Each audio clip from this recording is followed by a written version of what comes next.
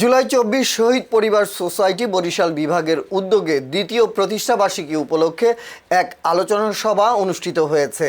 শনিবার ১ আগস্ট জেলা শিল্পকলা একাডেমি মিলনায়তনে এই আলোচনা সভার আয়োজন করা হয়। সংগঠনটির সাধারণ সম্পাদক রেজাউল করিমের সভাপতিত্বে এতে প্রধান অতিথি ছিলেন বরিশাল সিটি কর্পোরেশনের প্রশাসক অ্যাডভোকেট বিলকিস আক্তার শিরিন। এ সময় আরও উপস্থিত ছিলেন জুলাই শহীদ পরিবারের সদস্য এবং আহত জুলাই যোদ্ধারা।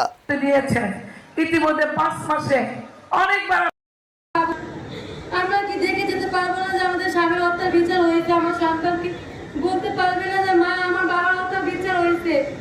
আমি দেখছি আমার বাবার হত্যার বিচার, আমি আর কিচ্ছু চাই না, আপনাদের কাছে একটুই চাও আমাদের শহীদের হত্যার বিচারটুকু করবেন। ৩ বছর ধরে আমার সন্তানের মামলা চলছে। ওই সন্তানই বলছে, মা তুমি আর মামলা চালাবো না, সন্তান ফিরিয়ে দেওয়ার মতো শক্তি কারণে আল্লাহ রাব্বুল আলামিন আপনাদের সন্তানদেরকে জান্নাতের ফুল বানিয়ে রাখবে। ওরা আমাদের জীবন দিয়ে এই স্বৈরাচারকে পতন ঘটিয়ে নতুন বাংলাদেশের ঠিকানা দিয়েছে।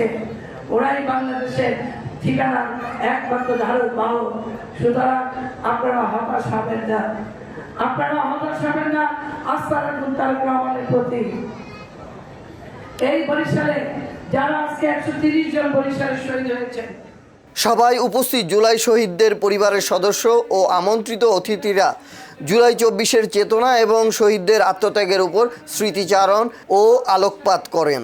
এ সময় জুলাই যোদ্ধাদের পক্ষ থেকে বক্তারা বিভাগের ১৩৭ জন জুলাই শহীদের নাম ফলক স্থাপনের দাবি জানান। প্রধান অতিথি এই দাবির প্রতি শ্রদ্ধা জানিয়ে বলেন, জুলাই আন্দোলনের শহীদদের আত্মত্যাগ জাতীয় জীবনের অনুপ্রেরণা।